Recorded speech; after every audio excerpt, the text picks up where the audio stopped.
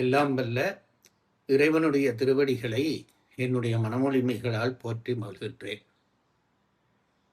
இந்த வார சிந்தனையில் என்னோடு கலந்து கொள்ள வந்திருக்கிற என் உயிரணைய உறவுகளுக்கு என் அன்பு சார்ந்த வணக்கங்கள் உரித்தாகட்டும். வாராவாரம் நான் சொல்கின்ற இந்த வார சிந்தனைகளை கேட்டு பயன்பெற்று வருகிறீர்கள். உங்களுடைய அபிப்பிராயங்களை எனக்கு அறிவித்து வருகிறீர்கள். உங்கள் அபிப்பிராயங்களை கேட்பதாலும் நீங்கள் நான் சொன்னபடி வாழ நினைக்கிற காரணத்தினாலும் என் உள்ளம் எல்லையற்ற மகிழ்ச்சி கொள்கிறது. அண்மையில் திருமண வீடுகளிலே அதிகம் பொருள் செலவழிக்காதீர்கள், அவசியம் நோக்கி ஓரளவு ஆடம்பரம் நோக்கி செலவழியுங்கள் என்று நான் ஒரு செய்தி சொல்லியிருந்தேன். கோவையிலிருந்து என்னுடைய அன்பர் பாபு என்கின்ற நண்பர் அந்த செய்தியை கேட்டுவிட்டு என்னோடு தொலைபேசியில் தொடர்பு கொண்டு, ஐயா, நீங்கள் யாராவது உண்மையில் கஷ்டப்பட்ட ஒரு பெண்ணுக்கு திருமணத்தை நடத்தி வையுங்கள், முழு பொறுப்பையும் நான் ஏற்றுக்கொள்கிறேன் என்று சொன்னார். நல்ல செய்திகள் நல்லவர்களிடம் போய் சேர்வது பற்றி நான் எல்லையற்ற மகிழ்ச்சி அடைந்தேன். இந்த முறை நான் சொல்ல இருக்கிற விஷயம் குறிப்பாக தாய்மார்களுக்கு அல்லது பெண் பிள்ளைகளுக்கு உரித்தாக வேண்டும் என்று நினைக்கிறேன். எதை பற்றி சொல்ல போகிறேன் என்றால், சமையல் செய்வது பற்றி நான் சில விஷயங்கள் சொல்ல வேண்டி இருக்கிறது. இன்றைக்கு பெரும்பாலான வீடுகளில் பெண் பிள்ளைகள் திருமணம் செய்த பிறகுதான் சமையல் செய்ய பழகுகிறார்கள். இது மிக பிழையான ஒரு விடயம் என்று நினைக்கிறேன். எல்லாரையும் கேட்டால் என்ன சொல்கிறார்கள் என்றால், சமையல் தானே, அது சாதாரண விஷயம். யூடியூபில் எத்தனையோ சமையல் விவரங்கள் சொல்லப்பட்டிருக்கிறது, அந்த சமையலை பார்த்து நாங்கள் சமைத்து விடுவோம், இப்பொழுது ஏன் அவசரப்படுவான் என்று கேட்கிறார்கள். தாய்மார்களும் அதற்கு உடன்படுகிறார்கள். எனக்கு அதுதான் ஆச்சரியம். பிள்ளைகளை சமையல் செய்ய விட்டால் அவர்களுடைய அழகு குறைந்து போய்விடும், அவர்களுடைய கையிலே கரை படியும். ஆகவே பிள்ளைகள் திருமணத்துக்கு பிறகு சமைத்து கொள்ளட்டும் என்று தாய்மாரும் நினைக்கிறார்கள். பிள்ளைகளுடைய தவறுகளுக்கு பெரும்பாலும் பெற்றோர்கள்தான் காரணமாக இருக்கிறார்கள் என்பது மனவருத்தத்துக்குரிய ஒரு விஷயம். நான் ஒன்றை சொல்ல விரும்புகிறேன். எங்கள் வீட்டில் எனக்கு 2 சகோதரிகள், மூத்த சகோதரிகள், அக்காமார் இருந்தார்கள். அவர்கள் ஓயல் வகுப்பு, அதாவது 10ஆம் வகுப்பு 11ஆம் வகுப்பு படிக்கையிலேயே என்னுடைய தாயார் வீட்டு வேலைகளுக்கென்று அவர்கள் 2 பேருக்கும் வேலைகளை பகிர்ந்து கொடுத்திருந்தார். அந்த நாட்களிலே காலையிலே நாங்கள் பாடசாலை போவதானால் அது 2 நேர பாடசாலை நடக்கும். மதிய சாப்பாடு கட்டி கொண்டு போக வேண்டும். என்னுடைய தாயார் போட்ட டைம் டேபிளின்படி யார் அன்றைய பொறுப்போ அதன்படி அவர் விடிகாலையில் எழும்பி சமையல் செய்து காலை உணவு செய்தோ அல்லது மதிய உணவு செய்து எங்களுக்கெல்லாம் கட்டித்தர வேண்டும். அப்படி கட்டித்தராத பட்சத்திலே அல்லது அவர்களுக்கு வகுக்கப்பட்ட வேலைகளை அவர்கள் செய்யாத பட்சத்திலே எங்கள் அம்மாவிடம் நிறைய திட்டு வாங்குவார்கள். சில நேரத்திலே அடி கூட விழும். பெற்றோர்கள் பிள்ளைகளை அடிப்பதெல்லாம் ஒரு குற்றமும் இல்லை என்றுதான் நான் நினைக்கிறேன். அடிப்பதென்றால் என்ன? அவர்களை தாக்குவதா? அவர்களை நல்வழிப்படுத்த மென்மையாக அவர்கள் அன்போடு செய்கிற அந்த விஷயங்கள் எல்லாம் பிழையில்லை என்றே நான் நினைக்கிறேன். அப்போ என்னுடைய தமக்கைமார்தான், அக்காமார்தான் அந்த வேலைகளை எல்லாம் செய்து கொடுப்பார்கள். அதனாலே எனக்கு ஒரு பெருமை, எங்கள் ஊரிலே, எங்கள் உறவுக்குள்ளே பெண்கள் எல்லாம் நன்றாக சமைப்பார்கள், மிகச் சுவையாக சமைப்பார்கள். இந்த சமையல் பழக்கம் என்பது மிக அவசியமான ஒன்று, பெண்களை பொறுத்தளவிலே அவசியமான ஒன்று. என்னதான் செய்தாலும் அவர்கள் ஒரு வயதிலே திருமணம் நடக்கத்தான் போகிறது, கணவன் வரப்போகிறான், குழந்தைகள் பிறக்கப் போகிறார்கள். அவர்களை எல்லாம் பராமரிக்க வேண்டுமானால் சமையல் என்பது மிக முக்கியமான ஒரு காரியமாக அமைகிறது. சமையலை எப்பொழுதும் பழகிவிடலாம் என்று தயவு செய்து நினைக்காதீர்கள். சமையல் என்பது ஒரு கலை, அது வெறும் ஒரு வேலை அல்ல. அதை கலைத்தன்மையோடு கற்பனையோடு செய்ய வேண்டும். எங்கள் காலத்தில் வாழ்ந்த பழைய தாய்மார்கள் எல்லாம் அடுத்த நாள் சமையலுக்கான ஆயத்தங்களை முதல் நாளே செய்து விடுவார்கள். இதை சொன்னால் நீங்கள் சிரிப்பீர்கள். அவர்களுக்கு வேலை இல்லை, ஆகவே அப்படி செய்தார்கள். நாங்கள் அப்படி எத்தனையோ வேலையோடு இருக்கிறோம், எங்களுக்கு அதுக்கு நேரம் இல்லை என்பீர்கள். இதெல்லாம் வெறும் சாட்டு என்றுதான் நான் நினைக்கிறேன். சமையலை பற்றி எந்த ஒரு காரியம், சமையல் என்று இல்லை, எந்த ஒரு காரியமானாலும் நாம் அந்த காரியத்தை செய்வதற்கு முன்னமே அதை மனதிலே செய்ய வேண்டும். நம்முடைய அகத்துக்குள்ளே அதை செய்ய வேண்டும். சமையலும் அப்படித்தான். எனக்கு கூட ஓரளவு சமையல் தெரியும். நான் பின்னுக்கு வருகிற காலங்களிலே சமையல் குறிப்புகளும் சொல்ல வேண்டும் என்று நினைத்திருக்கிறேன். எனக்கு அடுத்த நாள் நான் சமைப்பதென்றால் அதை எப்படி எப்படி சமைக்கலாம், அந்த அந்த கரிகாய்களை எப்படி வெட்டலாம், அதுக்கு இன்றைக்கு நேற்று போல இல்லாமல் இன்றைக்கு அதை வேறு விதமாக எப்படி சமைக்கலாம், சமையலிலே என்னென்ன சமையல் செய்தால் அந்த சமையல் பொருத்தம் வரும். எவ்வளவுதான் ருசியாக சமைத்தாலும் ஒரு ஒரு ஒரு ஒரு மெனு தயாரிக்கிற பொழுது இதற்கு சமமாக இது, இதற்கு சமமாக இது என்று சமையலை பட்டியலிடுகிற ஒரு முறை இருக்கிறது. அப்போதான் அந்த சாப்பாடு ருசிக்கும். ஆகவே அதெல்லாம் முன்னமே கற்பனை பண்ணி சமைக்கிற அந்த பக்குவத்தை பெண் பிள்ளைகள் பெற்றுக்கொள்ள வேண்டும். பெண் பிள்ளைகள் பொதுவாக பெண்கள் உணர்வு சார்ந்தவர்கள். அவர்களால் தான் இத்தகைய காரியங்களை செய்ய முடியும். நாங்கள் அறிவர்களாகிவிட்டோம் என்று பெண்தன்மையை இழந்து போனோமானால் இந்த சமையல் கலை போன்றவை எல்லாம் நமக்கு கைவராது என்பதை தெரிந்து கொள்ளுங்கள்.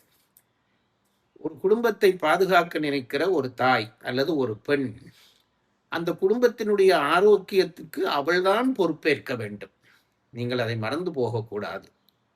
என்னுடைய பாட்டியார் ஒருவர் இருந்தார்.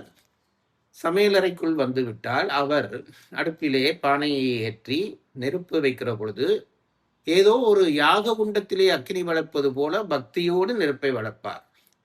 நெருப்பை வளர்த்த பிறகு சாதம் செய்து முடிந்ததும் அந்த பானையை ஈரத்துணியினாலே துடைத்து அதற்கு அடுப்பிலே இருக்கிற சாம்பலையே தொட்டு விபூதி போல வைத்துவிட்டு அந்த அடுப்புக்கு முன்னாலே நின்று அவர் பிரார்த்தனை பண்ணுவார். கண்மூடி கை கும்பிட்டு பிரார்த்திப்பார். ஒரு நாள் நான் அவரை கேட்டேன், இதை ஏன் செய்கிறீர்கள், எதற்கு வழிபாடு செய்கிறீர்கள் என்றால், என் கணவன், என் பிள்ளைகள் இவர்கள் எல்லாருக்கும் தான் இந்த உணவை நான் கொடுக்க போகிறேன். இந்த உணவு அவர்களுடைய உடலோடு நல்ல பொருந்த வேண்டும், அவர்களுடைய ஆரோக்கியமாக இருக்க வேண்டும், இந்த உணவு அவர்களுக்குள்ளே நல்லுணர்வை வளர்க்க வேண்டும். இதையெல்லாம் இறைவா இந்த உணவின் மூலம் அவர்களுக்கு கொடு என்றுதான் நான் பிரார்த்திக்கிறேன் என்று அவர் சொன்னார். நீங்களே நினைத்து பாருங்கள், இந்த புனிதம் ஒரு வீட்டை எவ்வளவு உயரத்திற்கு வளர்க்கும் என்று உங்களுக்கு தெரிகிறதா? சில தாய்மார்கள் சொல்கிறார்கள், சமையல் அது திருமணத்துக்கு பிறகு பழகலாம் என்கிறார்கள். பழகலாம். இப்போ பழகக்கூட தேவையில்லை. இப்பொழுதெல்லாம் ஆர்டர் பண்ண உடனேயே சாப்பாடு வீட்டுக்கு வருகிறது. அதெல்லாம் ஒரு பெண் வீட்டிலே இருந்து கடையிலே ஒரு உணவு வாங்கி சாப்பிடுகிறீர்கள் என்றால் அதை விட வெட்கக்கேடு வேறொன்றும் இருப்பதாக நினைக்கப்படவில்லை. கணவன் வேலையாலே வருகிறான், பிள்ளைகள் பள்ளிக்கூடங்களுக்கு சென்று விட்டு வருகிறார்கள். பசியோடு வருகிற பொழுது ஒரு தாய் தன் கையாலே கலைத்தன்மையோடு ருசியோடு சமைத்து வைத்து அவர்களை வரவேற்று அன்போடு அவர்களுக்கு உணவிடுவது போல வருமா? கணவனோ பிள்ளைகளோ இன்றைக்கு இந்த உணவு ரொம்ப நன்றாக இருக்கிறது அம்மா என்று பாராட்டினால் அந்த பாராட்டு உங்களுக்கு வர வேண்டாமா? கடையிலே வாங்கி உணவு கொடுத்தால் கணவனோ பிள்ளையோ பாராட்டினால் நீங்கள் வெட்கப்பட வேண்டியிருக்கும். ஐயோ, இதை நான் சமைக்கவில்லையே என்று சொல்ல வேண்டியிருக்கும். நான் பல கணவன்மாரை கண்டிருக்கிறேன். கல்யாணமான பிறகு பிள்ளைகளையும் கண்டிருக்கிறேன். கல்யாணமான பிறகோ அதோ என் மனைவியினுடைய கைப்பக்குவம் போல வராது என்று சொல்லி பெருமைப்படுகிறவர்களை பார்த்திருக்கிறேன். சில பிள்ளைகள் குடும்பங்களிலே பிரச்சனைகளை கூட உருவாக்குவார்கள். மனைவி சமைத்து கொடுத்தால் எங்கள் அம்மா இதைவிட நன்றாக சமைப்பார் என்று சொல்வார்கள். இது மனைவிக்கு கோபம் தரும். இப்படி சொல்லக்கூடாது என்பது வேறு விஷயம். ஆனால் உங்கள் பிள்ளைகள் உங்களுடைய உணவை நினைவில் வைத்துக் கொள்ளுகிற அளவுக்கு நீங்கள் சமையல் செய்து அசத்த வேண்டாமா? அதற்கு பயிற்சி வேண்டும். இப்போ நான் உங்களை சொல்லுகிறேன், ஏதாவது ஒரு வேலையை புத்தகத்தை பார்த்தோ அல்லது யூடியூப்பை பார்த்தோ நாம் செய்து விடலாம். அது சமையல் என்று இல்லை, எதையும் செய்து விடலாம். ஆனால் நாளாந்தம் அதை செய்து பழகி அனுபவத்தால் ஏற்படுகிற அந்த செயல்பாட்டை திடீரென்று ஒரு நாளிலே உண்டாக்கி கொள்ள முடியுமா? சமையலிலே எத்தனை நுட்பங்கள் இருக்கிறது உங்களுக்கு தெரியுமா? இதை தவிர ஒரு பெண் ஒரு ஆண் சமைப்பது வேறு. ஒரு பெண்ணுக்கு சமையல் என்பது ஆயுள் கால வேலை. அவள் கணவனுக்கு சமைத்து கொடுக்க வேண்டும், பிள்ளைகளுக்கு சமைத்து கொடுக்க வேண்டும். அது ஒரு நேரம் சமைத்துவிட்டு ஓய்வெடுப்பதில்லை. 3 நேரமும் சமைத்துக் கொடுக்கிறது தாயினுடைய வேலையாக இருக்கிறது. நாளாந்தம் உழைத்துக் கொடுப்பது ஆணினுடைய வேலையாக இருக்கிறது. இப்போ கேட்கிறார்கள், நாங்களும் வேலைக்கு போகிறோமே, என்ன செய்வது? கணவன் உதவி செய்யலாம். ஆனால் தாய் தான் சமைக்க வேண்டும். தாய் சமைத்து கொடுப்பது போல அந்த சமையல் நுட்பம் வராது. ருசியோடு ஒன்றை செய்கிற பொழுது, என் பிள்ளை வருவானே, அவனுக்கு இது பிடிக்குமே என்று ஒரு தாய் நினைத்து செய்வது என்பது பெரிய காரியம் இல்லையா? அதுபோல ஒவ்வொரு நாளும் சமையல் செய்வதென்றால் அதற்கு ஒரு பயிற்சி வேண்டும். சாதாரணமாக அதை செய்துவிட முடியாது யாரும்.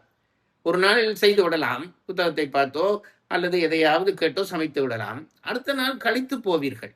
சமையல் என்பது தொடர் வேலை. ஒரு நாள் சாப்பிட்டு விட்டு இருக்க முடியுமா? ஒவ்வொரு நாளும் பிள்ளைகள் சாப்பிட வேண்டும், கணவன் சாப்பிட வேண்டும், வீட்டிலே இருக்கிற பெரியவர்கள் சாப்பிட வேண்டும். ஆகவே அதிலே ஒரு பயிற்சி வேண்டும்.